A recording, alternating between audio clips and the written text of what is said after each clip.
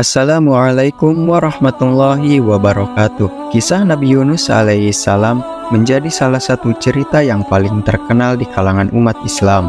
Hal ini dikarenakan mukjizat Nabi Yunus alaihissalam di mana dirinya ditelan oleh ikan paus.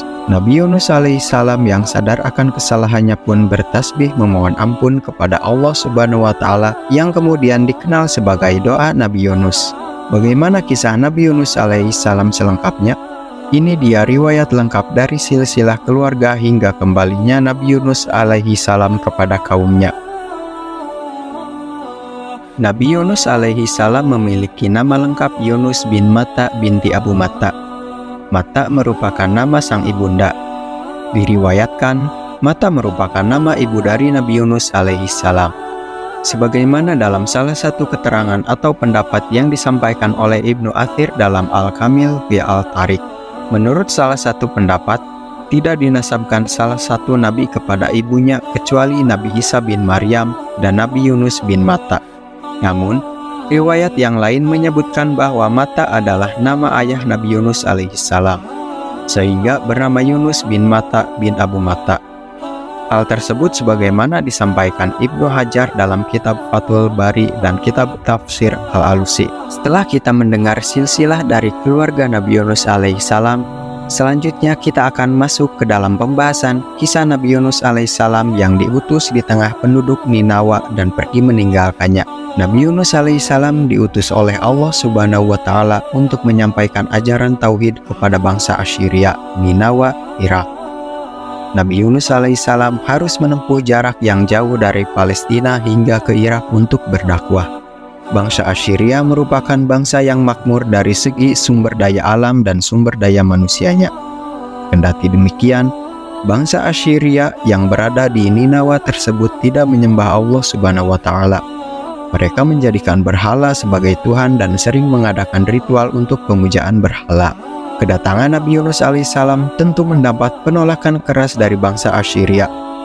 Nabi Yunus alaihissalam dianggap sebagai pendatang yang mengaku-ngaku utusan Tuhan. Bangsa Assyria tidak percaya dengan Nabi Yunus alaihissalam. Mereka mencemooh, mengolok-olok, bahkan menghina Nabi Yunus alaihissalam. Nauzubillahi min dzalik. Namun, Nabi Yunus alaihissalam tetap sabar dan melanjutkan dakwahnya di tengah-tengah kaum Ninawa tersebut. Tetapi, Nabi Yunus alaihissalam kembali dihina dan ajarannya ditolak mentah-mentah oleh bangsa Assyria. Tahun demi tahun berlalu, namun keadaan bangsa Assyria tidak berubah. Mereka masih melanjutkan tradisi agama nenek moyang, yakni menyembah berhala. Sebuah riwayat menyebutkan bahwa Nabi Yunus alaihissalam telah berdakwah selama 33 tahun dan hanya 2 orang yang mengikuti ajarannya, yakni bernama Tanuh dan Rubil. Melihat kaum Ninawa tidak pernah berubah, Nabi Yunus alaihissalam marah, kecewa dan putus asa sehingga ia meninggalkan kaumnya tersebut. Sebelum pergi, Nabi Yunus alaihissalam menyampaikan soal azab Allah Subhanahu wa Ta'ala akan datang kepada mereka. Kisah Nabi Yunus alaihissalam yang pergi meninggalkan kaumnya tersebut tercantum dalam Al-Quran Surat Al-Anbiya ayat ke-87.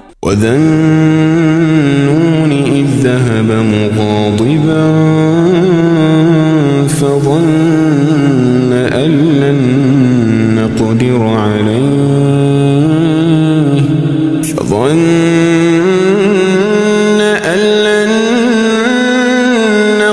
عليه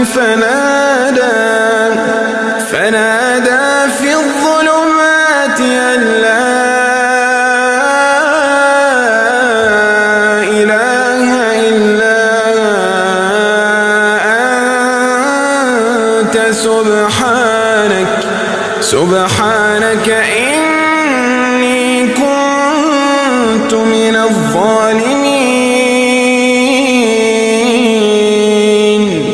Nabi Yunus alaihissalam kemudian mendatangi sebuah kapal di pelabuhan dan meminta izin kepada sang nahkoda untuk dapat menumpang di kapalnya.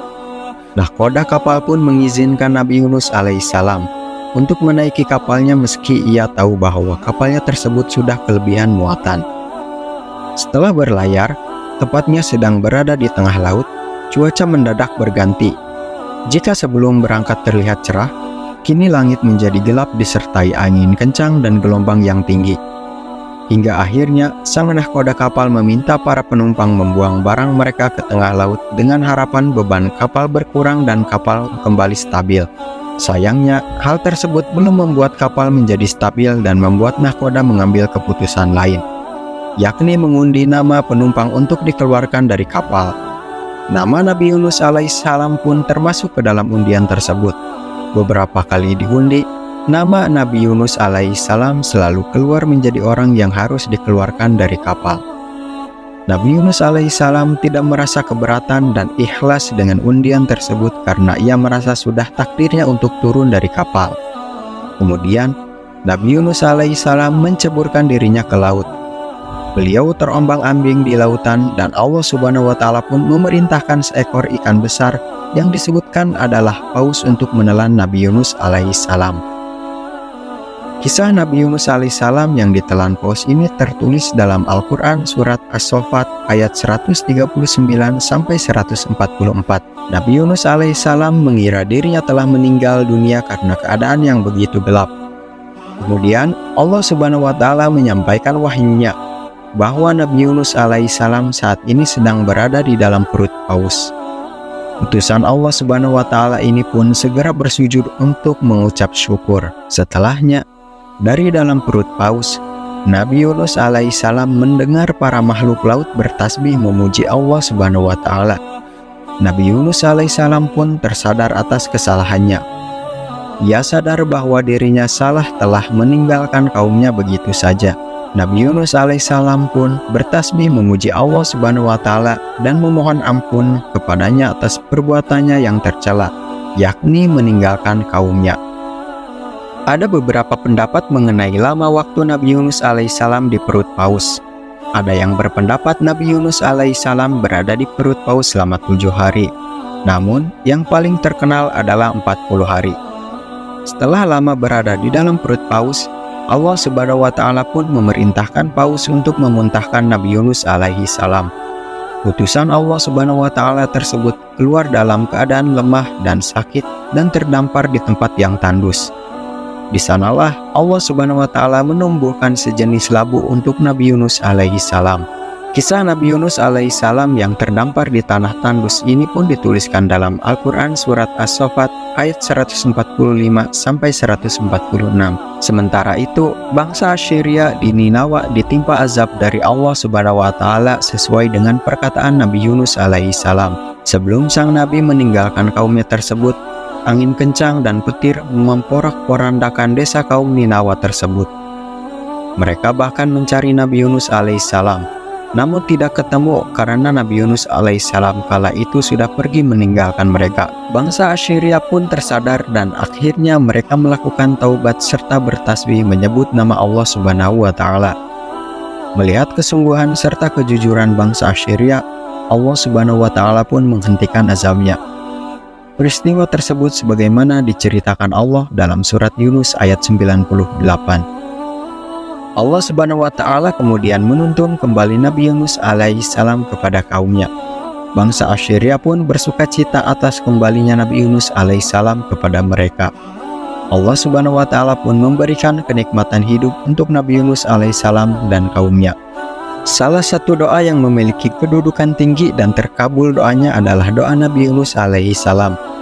Doa ini dipanjatkan Nabi Yunus alaihissalam saat dirinya sedang berada di dalam perut paus. Ia memuji Allah Subhanahu wa Ta'ala serta memohon ampun atas perbuatannya. Allah Subhanahu wa Ta'ala pun mengabulkan doanya. Sehingga banyak alim ulama yang menggunakan doa Nabi Yunus alaihissalam untuk memohon ketenangan hati dan menghilangkan kesulitan. Berikut adalah doa Nabi Yunus yang dipanjatkan ketika berada di dalam perut ikan paus. La ilaha illa anta subhanaka inni kuntu minadz dzalimin. Tidak ada Tuhan selain Engkau. Maha suci Engkau, sungguh aku termasuk orang-orang yang zalim. Quran Surat Al-Anbiya ayat 87. Doa Nabi Yunus alaihissalam ini mempunyai keistimewaan atau keutamaan. Di antaranya adalah sebagai doa yang dibaca oleh Nabi Muhammad SAW saat beliau sedang bersedih, doa untuk mengabulkan hajat atau permintaan, dan juga sebagai penghilang rasa sedih dan kesusahan. Sahabat awal cerita, itu dia kisah Nabi Yunus alaihissalam yang syarat akan pelajaran kehidupan. Dalam kisah Nabi Yunus alaihissalam, ada beberapa pelajaran yang dapat kita ambil. Pelajaran yang dapat kita ambil yang pertama yaitu senantiasa sabar dalam menjalankan kebaikan. Yang kedua, tidak mengambil keputusan saat sedang emosi atau marah. Yang ketiga, selalu berzikir dan memohon ampun kepada Allah Subhanahu wa Ta'ala. Semoga kita dapat mengamalkan pelajaran dari kisah Nabi Yunus alaihissalam tersebut di kehidupan sehari-hari. Wallahu a'lam bishawab. Wassalamualaikum warahmatullahi wabarakatuh.